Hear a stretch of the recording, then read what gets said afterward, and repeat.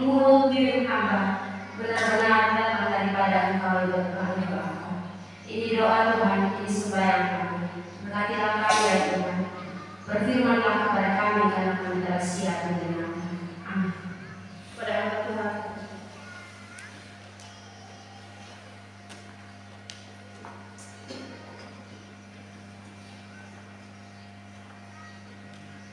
Mari kita sama-sama membuka Alkitab dalam Yohanes 15 ayatnya yang ke-18 hingga ayatnya yang ke-27. Yohanes 15 ayatnya yang ke-18 hingga ayatnya yang ke-27. Dunia membenci Yesus dan murid-muridnya. Jikalau dunia membenci kamu, ingatlah bahwa ia telah lebih dulu membenci aku daripada kamu. Sekiranya kamu dari dunia, tentulah dunia mengasihi kamu sebagai miliknya. Tetapi karena kamu bukan dari dunia, melainkan aku telah memilih kamu dari dunia, sebab itulah dunia membenci kamu. Ingatlah apa yang telah kukatakan kepadamu, seorang hamba tidaklah lebih tinggi daripada tuannya. Jikalau mereka telah menganiaya aku, mereka juga akan menganiaya kamu. Jikalau mereka telah menuruti firman-Mu, mereka juga akan menuruti perkataanmu. Tetapi semuanya itu akan mereka lakukan terhadap kamu karena nama-Ku, sebab mereka tidak mengenal Dia yang telah mengutus aku. Sekiranya aku datang dan tidak berkata-kata kepada mereka, mereka tentu tidak berdosa. Tetapi sekarang mereka tidak mempunyai dalil bagi dosa mereka. Barang siapa membenci aku, ia membenci juga Bapa-Ku. Sekiranya aku tidak melakukan pekerjaan di tengah-tengah mereka, seperti yang tidak pernah dilakukan orang lain, mereka tentu tidak berdosa. Tetapi sekarang, walaupun mereka telah melihat semuanya itu, namun mereka membenci baik aku maupun Bapa-Ku. Tetapi firman yang ada tertulis dalam kitab Taurat, mereka harus digenapi. Mereka membenci aku tanpa alasan. Jikalau penghibur yang akan kuutus dari Bapa datang, yaitu Roh kebenaran yang keluar dari Bapa, ia akan bersaksi tentang aku. Tetapi kamu juga harus bersaksi, karena kamu dari semula bersama-sama dengan aku. Demikian firman Tuhan. Shalom. Terima kasih untuk kesempatan yang diberikan kepada saya, baik dari Ibu Pendeta, Bu Kapri, dari Imam Majelis, dan juga Imam Jemaat semua yang memberikan kesempatan kepada saya. Terima kasih. Kita akan sama-sama merenungkan firman Tuhan yang saya bertema kebencian yang harus diterima. Kebencian yang harus diterima. Jemaat Tuhan yang terkasih, kalau kita mendengar kata benci atau kebencian, siapa di antara kita yang tidak pernah merasakannya? Entah kepada anggota keluarga, entah kepada teman, entah kepada tetangga, atau kepada siapa saja, mungkin kita pernah merasakannya. Saya rasa kita harus jujur, kalau kita ada di keadaan itu, pasti hati kita tidak damai. Karena kita menyimpan kebencian, hati kita tidak damai, tidak tenang, atau mungkin saya mau bertanya, atau mungkin ada di antara kita yang pas lagi benci orang, tapi hati kita tenang saja. Harusnya ketika kebencian kita simpan, maka hati kita tidak tenang, ya. Karena kebencian itu mendatangkan ketidaktenangan dalam hati kita. Tapi bagaimana rasanya kalau kita di keadaan yang dibenci oleh orang lain? Ya. Kemarin di kelas saya, orang lain benci foto, terus tahu penyebabnya apa, tiba-tiba dia benci. Mungkin ada yang sulit terima dan akhirnya cari tahu kenapa dia sampai benci beta. Kenapa dia benci beta? Tapi ada juga yang mungkin tidak peduli dan tidak mau cari tahu alasannya orang itu membenci dia. Dia merasa persetan dia membenci beta sampai dulu. Kali ini kita akan belajar dari nasihat Tuhan Yesus tentang kebencian yang harus diterima. Karena, apa ya? Kebencian seperti apakah itu? Mari sama-sama kita renungkan seperti yang tadi telah dibacakan oleh majelis ya, dari Yohanes 15 ayat 18 sampai dengan ayat yang 27 ya, berbicara tentang kebencian. Dalam beberapa pasal dari pasal 13 sampai dengan ayat 17 dalam kitab Yohanes, Tuhan Yesus sedang memberikan waktu khususnya. Atau dalam kata lainnya sekarang quality time, waktu yang berkualitas dengan murid-muridnya pada waktu itu. Kenapa? Karena sebentar lagi Tuhan Yesus akan ditangkap dan akan menjalani hukuman mati. Karena itu akhirnya dia mempersiapkan murid-murid dan menyediakan waktu khusus ya. Karena itu kita bisa melihat dalam pasal 13 sampai dengan pasal yang ke-17 itu kita lihat rentetan ceritanya. Di sana Tuhan Yesus mendahuluinya dengan membasuh kaki dari murid-murid, terus memperingatkan Yudas karena Yudas akan menyalahkan Tuhan Yesus, terus memperingatkan Petrus karena Petrus akan menyangkal Tuhan Yesus, dan akhirnya di situ juga berbicara tentang jaminan kehidupan kekal dan lalu menjanjikan seorang penghibur yaitu Roh Kudus. Ya. Dan di dalamnya juga dari pasal itu kita akan bersama-sama belajar tentang kebencian ini. Apa ya maksud kebencian yang dikatakan oleh Tuhan Yesus? Kita mari melihat dulu tujuan Tuhan Yesus memberitahukan tentang kebencian ini kepada murid. Ya.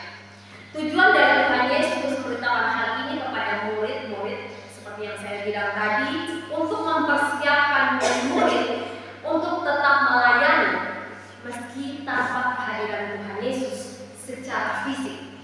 Ya, Tuhan Yesus akan pergi ke surga. Berarti dia tidak lagi secara fisik ada terus bersama-sama dengan murid-murid. Ya, secara rohani ya, tapi secara fisik, secara jasmani tidak lagi. Ya, karena itu yang biasanya 3 tahun bersama-sama, pastinya dia untuk meninggalkan perlu untuk memberikan nasihat, memberikan dorongan, ya, memberikan banyak hal, ya, yang pada akhirnya murid-murid bisa siap untuk melayani tanpa kehadiran fisik dari Tuhan Yesus. Ya, ia ingin agar murid-muridnya dapat melalui tantangan-tantangan pelayanan di depan, ya, dengan lebih baik, dengan lebih mudah meskipun tanpa kehadiran secara fisik. Ya. Saya akan mengambil beberapa penafsir Alkitab seperti John Calvin. Dia bilang seperti ini: Injil tidak bisa dikasihkan tanpa langsung membuat dunia menjadi marah. Akibatnya tidak akan pernah mungkin bagi pengajar-pengajar yang saleh untuk menghindari kebencian dunia. Kristus memberikan mereka informasi dini tentang hal ini supaya mereka tidak menjadi contoh tentang apa yang biasanya terjadi pada orang baru yang karena tidak berpengalaman bersikap berani sebelum mereka melihat musuh-musuh mereka, tetapi lalu gemetar begitu pertempuran dimulai. Ya, jadi dia mempersiapkan murid-murid yang pada waktu itu. Lalu mengapa ya murid-murid harus mengalami kebencian ini? Apa penyebab mereka dibenci? Kita bisa melihat di ayatnya yang ke-19 ya. Di ayat yang ke-19 dikatakan di sana, sekiranya kamu dari dunia, tentulah dunia mengasihi kamu sebagai miliknya. Tetapi karena kamu bukan dari dunia, melainkan Aku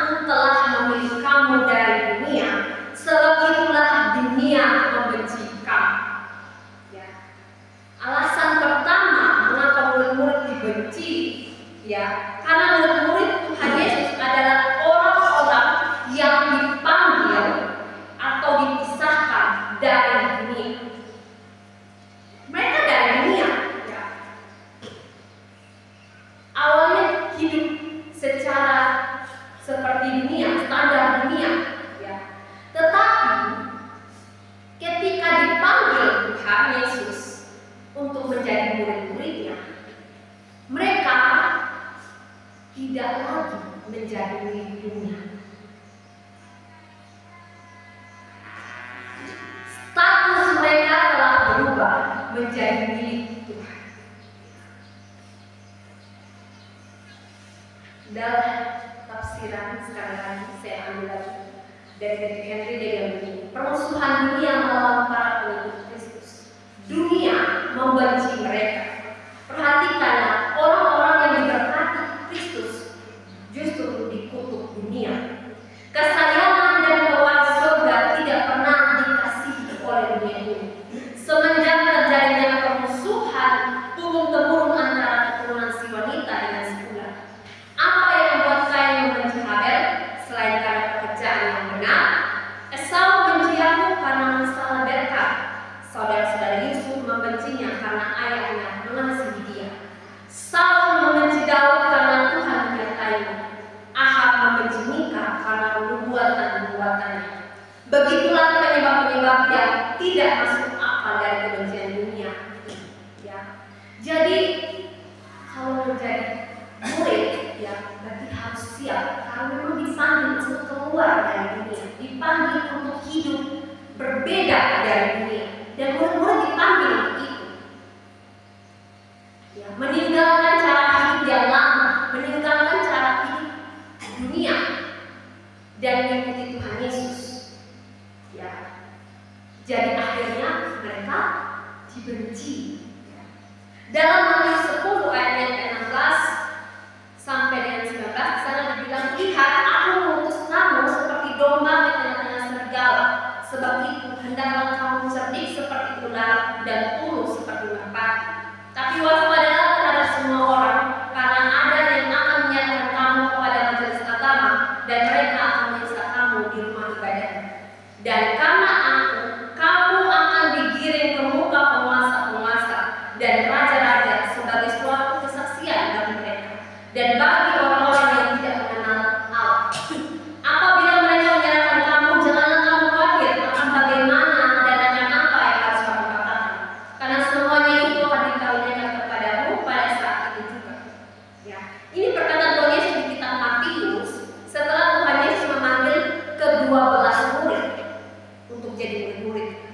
Mereka sejak awal dipanggil, Tuhan Yesus mempersiapkan mereka, ya, dengan memberitahu bahwa kalau mengikut Tuhan Yesus, mereka harus siap untuk dibenci, ditolak, dan bahkan menderita baginya.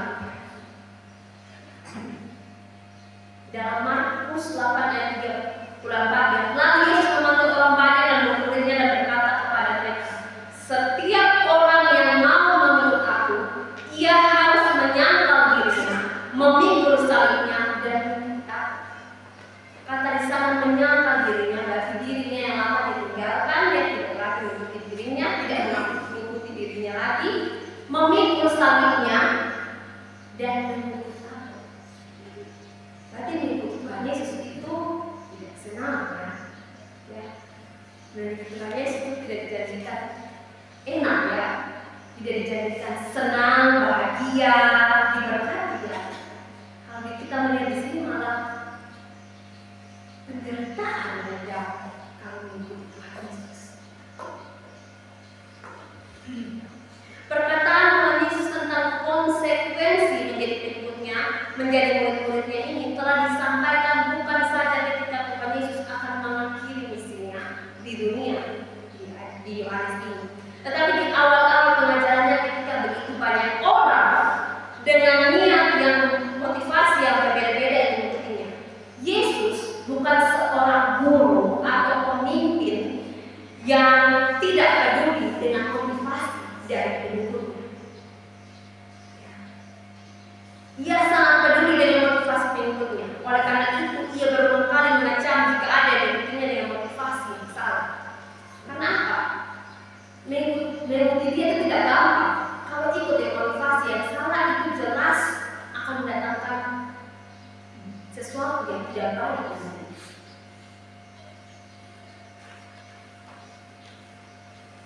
Kita juga bisa melihat kisah dalam Yohanes 6 ayat 10 sampai dengan ayat 66.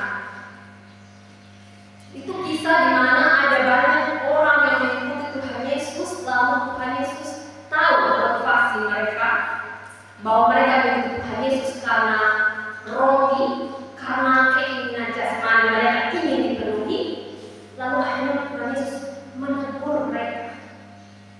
Karena Tuhan Yesus tahu pada saat Tuhan Yesus menegur melalui firman, yang terjadi adalah mereka tidak kuat mendengar itu dan mereka akhirnya mundur dan mereka tidak lagi mendengar Tuhan Yesus.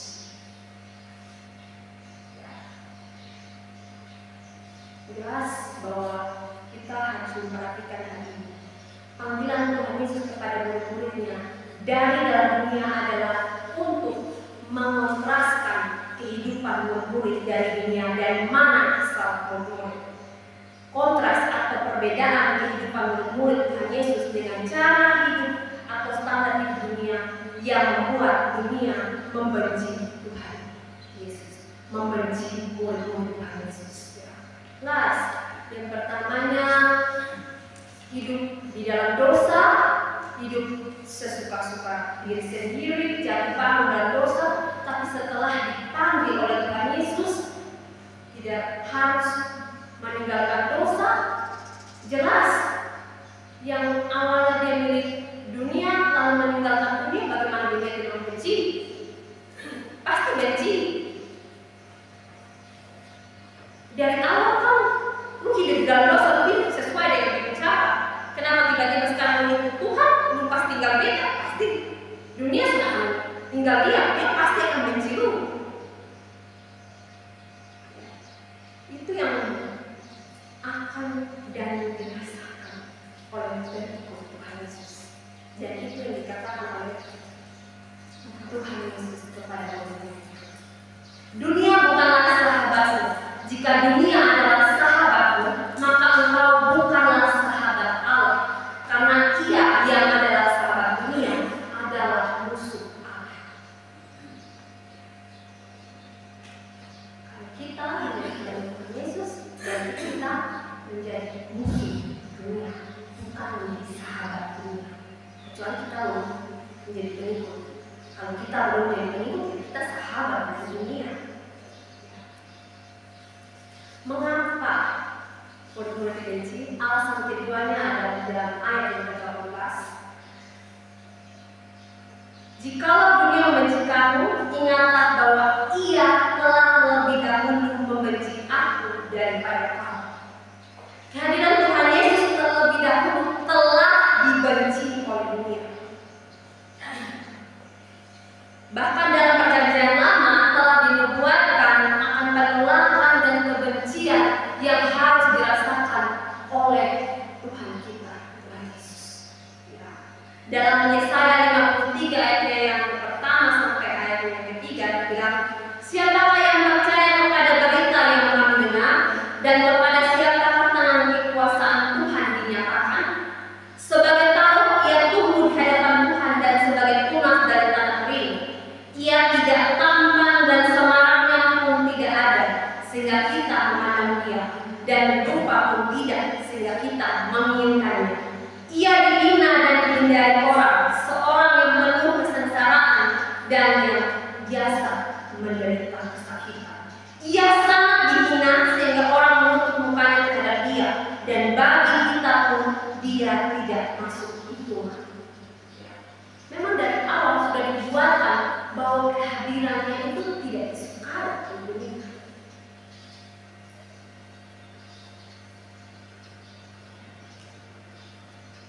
Mazmur 69 ayat yang ke-9 misalnya dikatakan, aku telah menjadi orang luar bagi saudara-saudaraku, orang asing bagi anak-anak ibuku. Dan itu digenapi oleh Tuhan Yesus dalam Yohanes 7 ayat 5 dan ayat yang ke-8. Di sana dikatakan, sebab saudara-saudaranya sendiri pun tidak percaya kepadanya. Adakah seorang di antara yang berdiri dengan percaya kepadanya, atau seorang di antara orang Farisi? Saudara-saudaranya sendiri tidak percaya, tidak suka dengan dia. Bagaimana dengan dunia?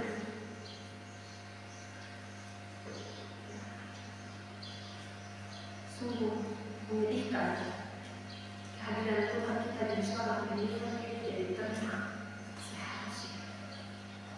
Justru dia ditolak, tidak disukai. Bahkan dalam Yohanes 1 ayat yang ke-11 dikatakan dia datang kepada milik kepunyaannya, tetapi orang-orang kepunyaannya itu tidak menerimanya. Dia ditolak, dia tidak disukai.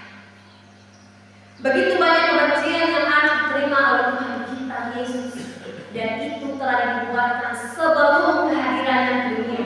Bahkan semuanya tergenapi dengan jelas.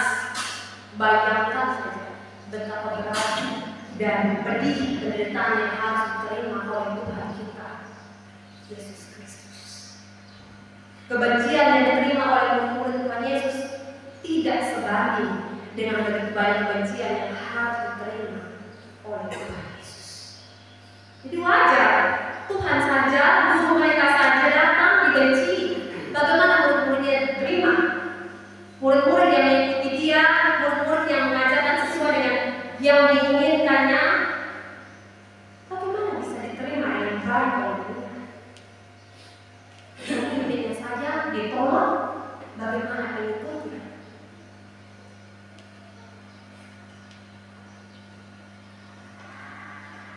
Ada seorang mengatakan seperti ini, karena orang benar itu beriman kepada Yesus yang sangat dibenci oleh dunia. Kenapa dunia membenci Yesus? Dia pasti adalah ini, karena Yesus bukan dari dunia ini, bukan berasal dari kegelapan, tetapi dari atas, dari terang.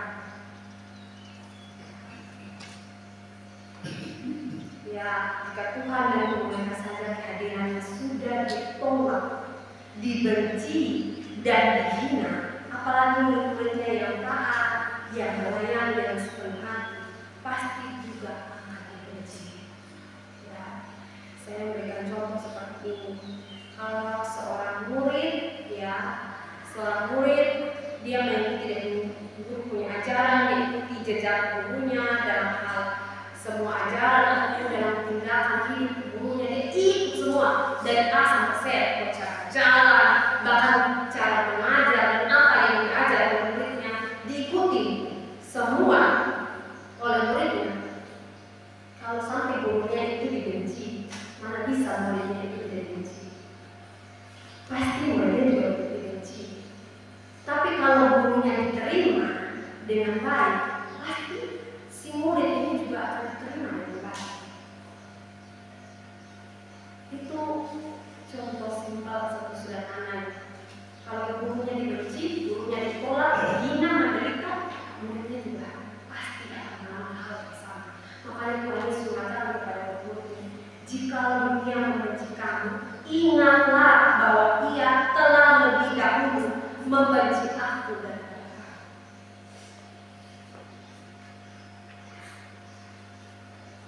Yang kedua yang akan kita pelajari bersama, yang kita renungkan, akibat dari kebencian dunia kepada murid Tuhan Yesus.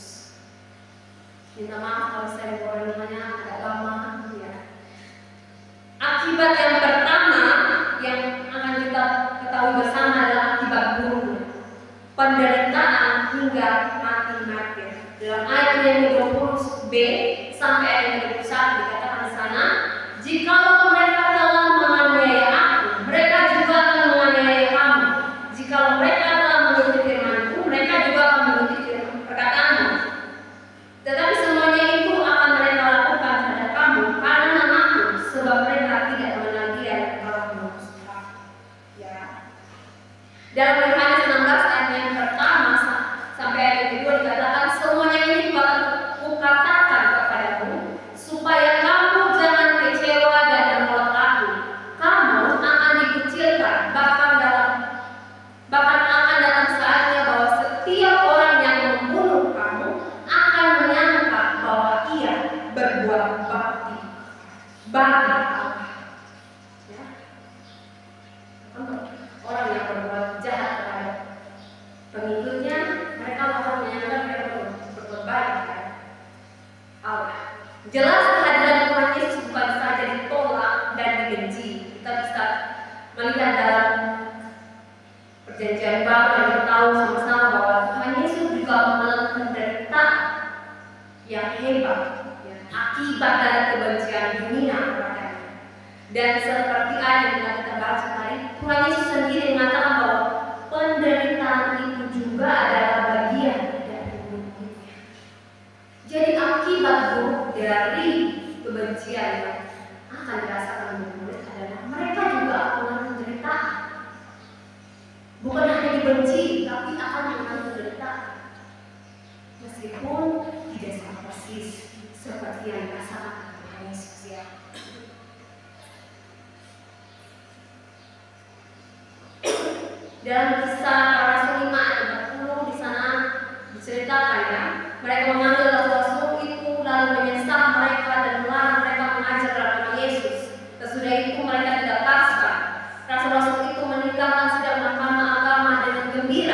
karena mereka telah dianggap layak menderita penghinaan oleh karena nama Yesus, dan setiap hari mereka melanjutkan pengajaran mereka di balik bawah dan di rumah orang-orang dan memberikan puji tentang Yesus yang adalah Mesias. Jadi setelah Yesus anak itu di Kisah Para Rasul menceritakan bahwa akhirnya mereka menderita. Tapi apakah mereka merasakan sedih karena mereka menderita? Tapi justru mereka senang karena mereka dianggap layak, ya, suatu kehormatan bisa menderita bagi Yesus. Ya, sampai akhir hidup dari Tuhan Yesus, ya, kecuali Yudas, ya, yang bunuh diri, dan Yohanes yang mati secara normal. Yang lainnya diceritakan bahwa mereka mengalami penganiayaan yang luar biasa, bahkan sampai mati, ya, seperti Rasul Petrus yang disalibkan secara terbalik, ya, Rasul Paulus yang tidak masuk dalam 12 murid Tuhan Yesus, tapi dia selama melayani Tuhan Yesus menderita, ya. Stefanus, ya, yang mati di Raja Batu, dan tidak sedikit dari bapak-bapak gereja kita, ya, yang telah mendahului kita, mereka pun mengalami penderitaan luar biasa akibat mereka memberitakan Tuhan Yesus. Harga yang besar yang harus dibayar untuk menjadi murid Tuhan Yesus, bukan?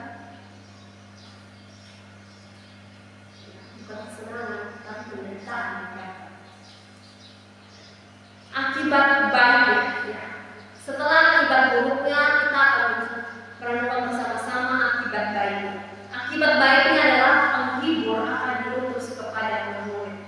Dalam ayat yang ke-26 sampai ayat yang ke-27 dari perikop yang kita renungkan bersama, dikatakan di sana, jikalau penghibur yang akan diutus dari Bapa datang, yaitu Roh kebenaran yang keluar dari Bapa, ia bersaksi tentang aku, tetapi kamu juga harus bersaksi karena kamu dari semula bersama-sama dengan aku.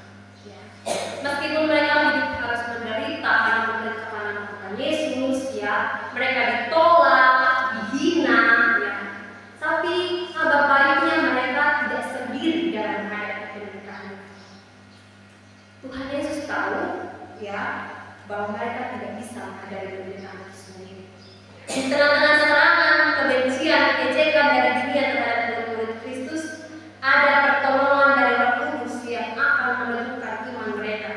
Alasan yang lain adalah bahwa di sini Roh Kudus kembali disebut dengan istilah Parakletos, yang memang bisa diterjemahkan sebagai penghibur. Penghibur ini dibutuhkan oleh para murid pada waktu penderitaan mereka. Menjadi penderitaan biasa.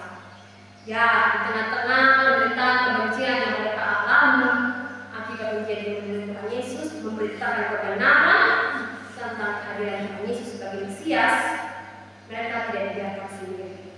Tuhan Yesus sebagai guru memang akan pergi kembali ke surga dan meninggalkan mereka di dunia. Tetapi Tuhan Yesus tahu mereka murid adalah manusia yang terbatas dan lemah, yang tidak akan mampu menghadapi berat yang menjadi murid-muridnya.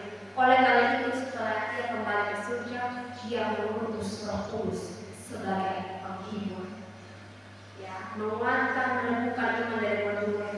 Sungguh berkata bersyukur. Ya, jadi di tengah penderitaan yang dikasih tahu oleh Tuhan Yesus kepada murid-muridnya, ya, hidupnya tidak enak, tapi Tuhan Yesus tahu bahwa mereka tidak bisa menghadapinya sendiri, tapi kasih penghibur. Ya. Jadi ada kabar buruknya, ada kabar baiknya. Ya. Dalam Yohanes 14 ayat 15 sampai 18 di sana dikatakan, aku akan minta kepada Bapa dan Ia akan memberikan kepadamu seorang penolong yang lain, supaya Ia menyertai kamu selama-lamanya, yaitu Roh kebenaran. Dunia tidak dapat menerima Dia, sebab dunia tidak melihat Dia dan tidak mengenal Dia. Tetapi kamu mengenal Dia, sebab Dia menyertai kamu dan akan diam di dalam kamu. Aku tidak akan meninggalkan kamu sebagai yatim piatu. Hiburannya bagi murid di tengah beratnya melayani Tuhan Yesus. Lalu pelajaran rohani apa yang dapat kita tarik dari kehidupan kita? Akankah kita pun mengalami nasib yang sama seperti murid yang dibenci, yang ditolak, bahkan menderita hingga mati. Akankah kita sama seperti mereka? Sama, saudara. Pelajarannya yang pertama, bagi kita yang telah sungguh-sungguh percaya dan terima Tuhan Yesus sebagai juru selamat secara pribadi, maka panggilan kita sama seperti panggilan murid, meninggalkan cara hidup yang lama yang bertentangan dengan kebenaran firman Tuhan. Seperti murid Tuhan Yesus yang dipanggil untuk memiliki pola hidup atau standar hidup yang berbeda dengan dunia, maka kita pun sama dipanggil untuk memiliki hidup seperti murid Tuhan Yesus, terlebih lagi seperti Tuhan Yesus. Kita memang dari dunia, tapi ketika kita memilih Tuhan Yesus sebagai Tuhan dan Juru Selamat kita secara pribadi, percaya dan sungguh-sungguh, maka kita punya kewajiban adalah meninggalkan hidup kita yang lama.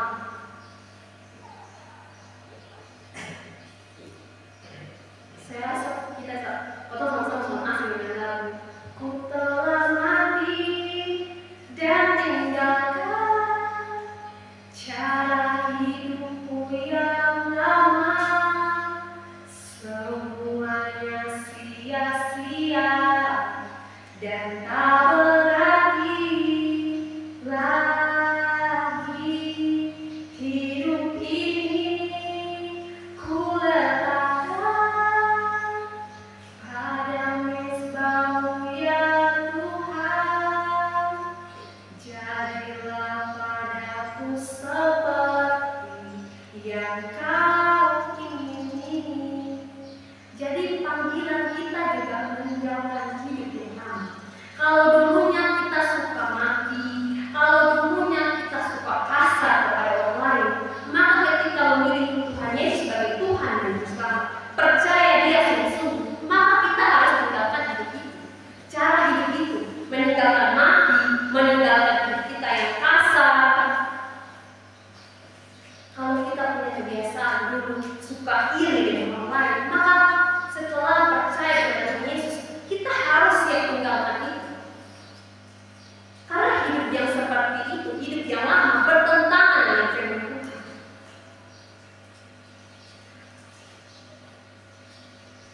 Bandingkan dengan nasihat Rasul Paulus dan Rasul Yakobus seperti ini. Dalam Roma 12 ayat 2 berkata, janganlah kamu menjadi serupa dengan dunia ini, tapi berubahlah oleh pembaruan dirimu, sehingga kamu dapat berkenan kepada Allah, sehingga kamu membedakan mana kehendak Allah, apa yang baik, yang berkenan kepada Allah dan yang sempurna. Dalam Yakobus 4 ayat 4 berkata, hai kamu orang-orang yang tidak setia, tidakkah kamu tahu bahwa persahabatan dengan dunia adalah permusuhan dengan Allah? Jadi barang siapa hendak menjadi sahabat dunia ini, ia menjadikan dirinya musuh Allah. Jadi cara hidup yang lama, cara hidup yang sesuai standar dunia harus ditinggalkan. Meskipun itu sulit, tidak mudah, tapi ketika kita sungguh-sungguh mau menjadi pengikut Kristus, percaya kepada Dia sungguh-sungguh, maka kita harus meninggalkan. Itu bukan mau atau tidak mau, tapi itu keharusan. Kalau sampai seseorang yang dia percaya sungguh-sungguh tapi tidak meninggalkan hidup yang lama, dapat dipertanyakan dia sudah sungguh-sungguh percaya. Karena orang yang sudah sungguh-sungguh percaya, maka dia siap meninggalkan hidup yang lama.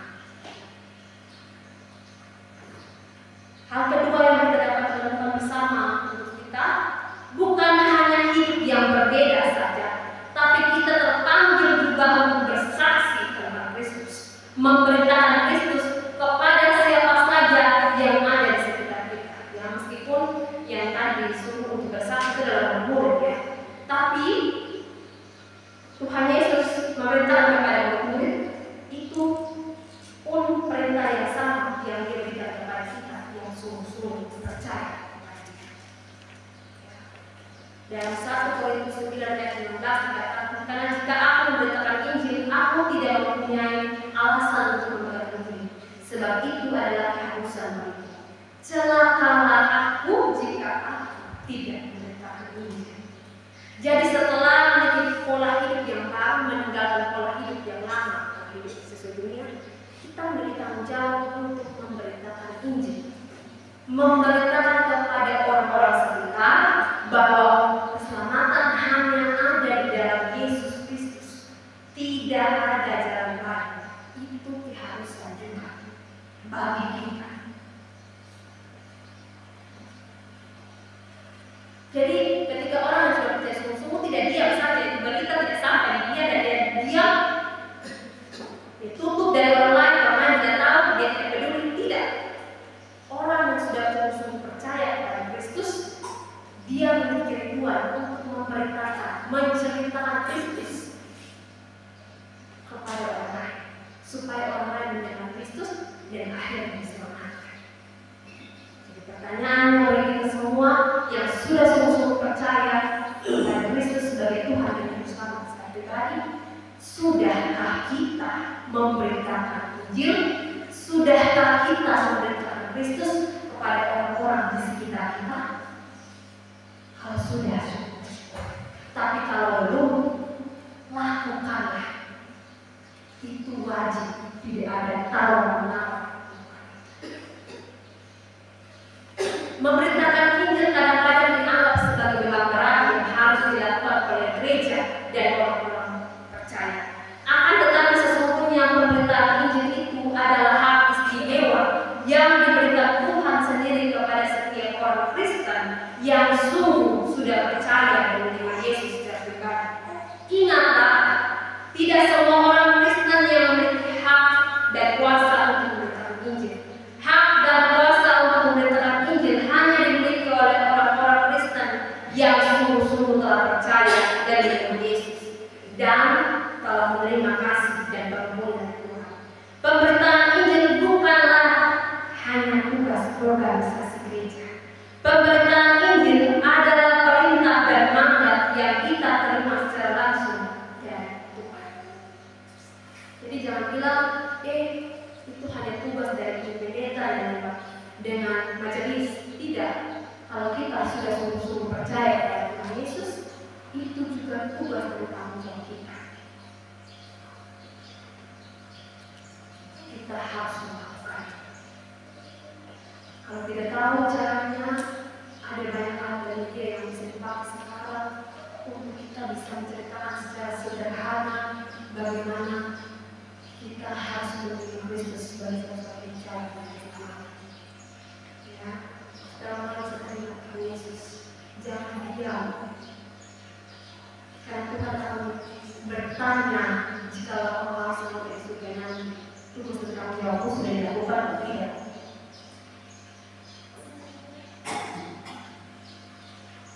Dalam Roma 10 ayat 15 dan 15a berkata, tetapi bagaimana mereka dapat berseru kepadanya jika mereka tidak percaya kepadanya? Bagaimana mereka dapat percaya kepadanya jika mereka tidak mendengar tentang dia? Bagaimana mereka mendengar tentang dia jika tidak ada yang memberitakannya? Bagaimana kita sampai kepada orang lain? Kita memang bisa pakai kuasanya, tapi Tuhan bukan bohong. Karena itu, siapkan dirimu untuk dibantu memberitakan Injil. Selanjutnya, yang akan kita pelajari dari dalam sesama.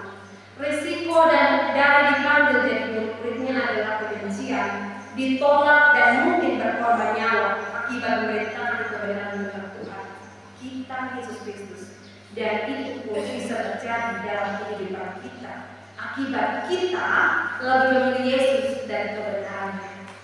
Ya, bisa saja kita kehilangan teman, ya, tidak diakui dalam keluarga, tidak mendapatkan posisi yang baik di pekerjaan kita, tidak disukai oleh orang lain. Akibat kita hidup sesuai dengan standar Kristus, akibat kita hidupnya menyenangkan hati Kristus, tidak lagi sesuai cara dunia, akibat kita sering memberitakan Injil, kita akhirnya tidak disukai oleh orang lain. Itu satu itu firman hanya penuh dengan Yesus. Suci. Mungkin kita akan belajar tentang kata-kata atau mungkin dalam hindari. Dalam pekerjaan kita akhirnya kita tidak mendapatkan posisi yang baik. Kita akhirnya kehilangan teman. Nah, mudah dong kalau yang sudah sungguh-sungguh percaya kepada Kristus, dia meninggalkan cara hidupnya yang lama, tidak merokok, tidak minum, hidup dalam Tuhan, punya waktu ibadah dengan Tuhan. Terus karena dia punya circle lurus, teman-temannya, lingkungannya itu adalah teman-teman yang suka minum, suka merokok. Ya, mungkin setelah dia percaya dengan Yesus, nanti dia kehilangan teman-teman, dan teman-teman sudah suka oleh dia. Ya, itu resiko dari mengikuti Tuhan Yesus, resiko dari percaya kepada Tuhan Yesus. Ada harga yang harus dibayar. Seperti saya bilang, bukan senang-senang, tapi Tuhan bahkan mengatakan bahwa penderitaan pun akan kita alami. Mungkin di tempat ini ya tidak sebenarnya seperti tempat-tempat lain di mana tidak boleh ke gereja, tidak boleh beribadah, sini diberikan kekerasan. Tapi di tempat-tempat lain mereka beribadah saja tidak bisa, harus sembunyi. Karena mereka meminta Tuhan yang benar. Itulah resiko dari Tuhan Yesus. Tidak mudah, ya tidak mudah. Saya berkata seperti ini pun saya tidak berkata sesuai yang perkataan saya sendiri. Ini perkataan Tuhan Yesus, ini tidak mudah. Tapi inilah yang harus ditahu dari Tuhan Yesus.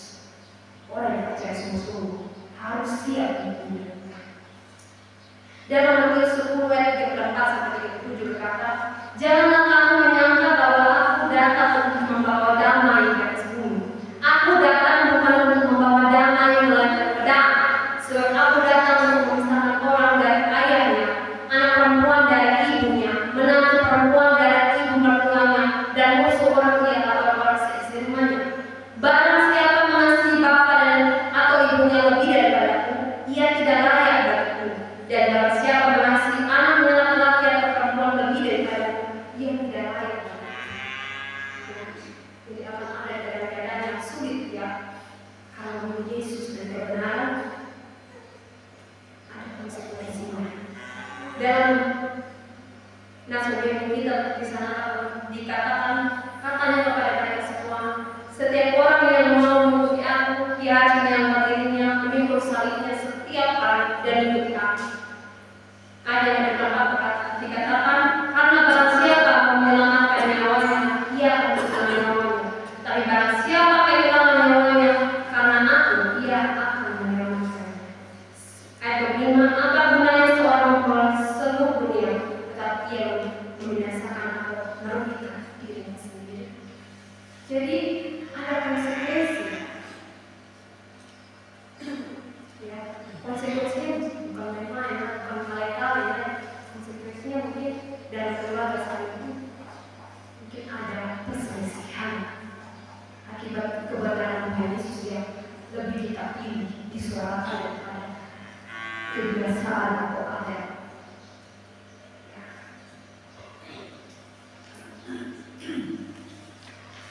Ayat-ayat yang tadi saya kutip berbicara tentang konsekuensi dari mengikut atau memilih Yesus dan kebenarannya. Ada harga yang harus dibayar karena kebenaran yang harus dinyatakan. Ayat-ayat ini juga secara tidak langsung mengingatkan kita konsekuensi ketika melakukan kebenaran firman Tuhan bukan karena kita melakukan salah dosa. Ya, kalau sampai kita tidak disukai orang karena kita melakukan dosa, itu tidak bisa dibenarkan dengan ini. Tapi kalau kita melakukan kebenaran sesuai dengan Tuhan lalu dibenci, ya ayat ini. Tapi kalau kita melakukan dosa, merasa hati lalu dibenci oleh orang lain, tidak bisa pakai ayat ini. Ya. Selanjutnya, dari renungan ini juga kita sama-sama mengoreksi motivasi hati kita ketika memilih menjadi pengikut Kristus.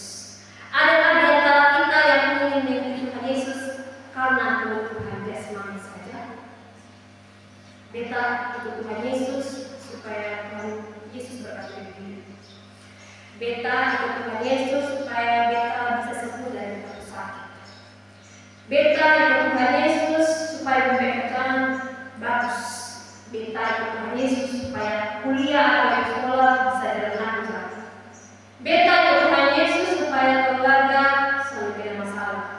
Beta ikut Tuhan Yesus supaya berpelayanan kuartal. Beta ikut Tuhan Yesus supaya terhindar dari jahat-jahat. Ini keinginan jasmani. Ya, tapi apakah Tuhan Yesus tidak bisa melakukan? Bisa. Dia maha kuasa, dia mampu melakukan. Tapi bukan tujuan utama itu. Tujuan utama dia datang. Tujuan utama dia datang ke dunia adalah menyelesaikan masalah rohani kita, yaitu dosa yang tidak bisa diselesaikan oleh diri kita. Dan kita tidak bisa menemukan solusi itu dalam pribadi manapun selain Tuhan Yesus. Itu tujuan utamanya. Jadi harusnya kita percaya Tuhan Yesus, kita harus koreksi motivasi hati kita. Kalau kita hanya percaya Tuhan Yesus sebagai pemberi berkat, sebagai penolong kita dalam kehidupan jasmani, betapa malang hidup.